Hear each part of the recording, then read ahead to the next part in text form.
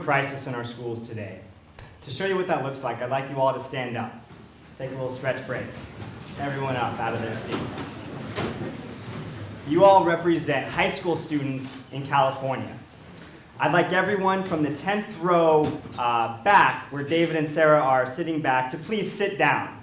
Everyone in the back of the room, the back half of the room, to please sit down. Those still standing, the 54% of you still standing, you represent the graduation rate of urban public high school students in California this year. To bring this a little closer to home, I'd like everyone in the center and the right side of the room to please sit down. Those still standing on the left, you represent the 11% of high school students who will graduate in East Palo Alto this year. East Palo Alto is about 50 miles from here. It's a typical low-income urban public school district. To bring this point home even further, I'd like everyone to sit down except for the first two people right there.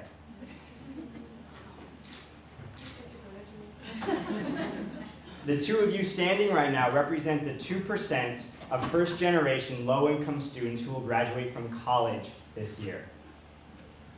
These statistics are shocking, yet we can change them, and we can avert this crisis one student at a time. To do this, we need to rethink how we educate, and we must make education more personal. We need to form more personal and better relationships with our students. There are loud voices of reform across the country calling for more technology in our schools, more teacher training, more charter schools. And while all these have merit to varying degrees, they all assume a false pretense that one size fits all. And the fact of the matter is, as a former school teacher myself, one size does not fit all. We all learn differently. We must find ways to teach and reach students differently. We were talking about budget cuts earlier in the afternoon. Because of budget cuts, this fall, students will enter classrooms with classes of 40 or even 50 students in a class. Class sizes average in California about 29 students, and yet research shows that the best learning is gained with class sizes less than 20. Well, what if we extrapolated that? What if we had classes of 15 or 10 or 5 or even 1? My idea worth spreading is a class of 1. This is an old idea with a new name, but what if we had a one-on-one tutor for every student? What if we had tutors working collaboratively with teachers and parents across schools and school districts, making learning more personal for our students, engaging them in the learning? A class of 1 for every student has incredible, far-reaching applications and implications both in and out of school. For students, a class of 1 will increase grades, test scores, and graduation rates. For teachers, a class of 1 will give them more time to plan and assess their classes. For employers, a class of 1 will give their future employees more job-ready skills for the workforce. And for society at large, a class of 1 will decrease dropout rates and make for a more informed, productive society. So what does a class of 1 look like?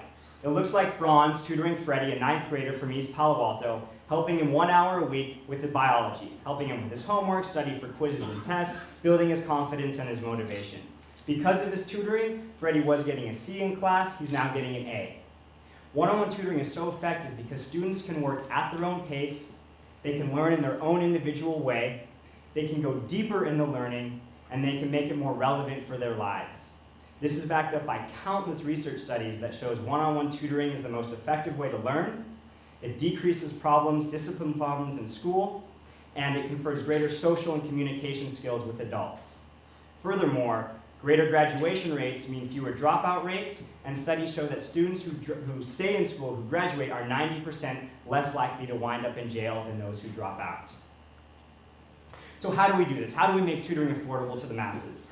My company, Tutorpedia, is both a for-profit and a non-profit business model. It's a hybrid model. And because of this model, we can provide a year of one-on-one tutoring for $1,000. That's a cup of coffee a day.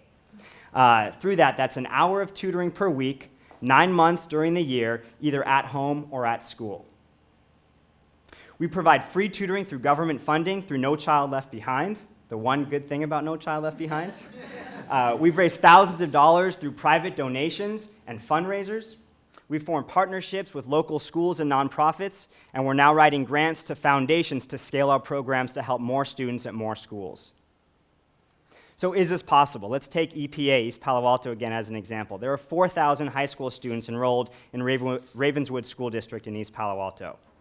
Across the freeway at Stanford, there are 14,000 college students. If we matched every 3 or 4 Stanford kids with a student from East Palo Alto, that's institutionalizing a class of 1 in East Palo Alto. We're actually doing this right now. There are about 30 students we're helping every day with one-on-one tutoring. So is it scalable? Recent census figures show about 16 million high school students today across the country.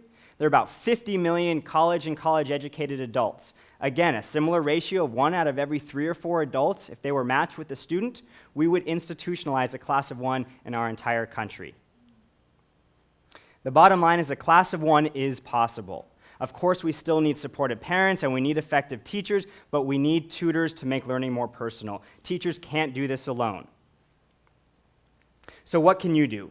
You can become a tutor, you can become a mentor, you can donate to your school, your local nonprofit, you can volunteer, you can join your local school board and your parent association to lobby for more tutoring, for more personalized education.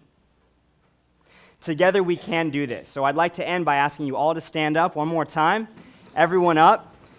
This is what would happen if we provided a class of 1 to every student. You've all graduated high school. You all have the confidence and the skills and the motivation to succeed. Give yourselves a round of applause, and thank you for your standing ovation.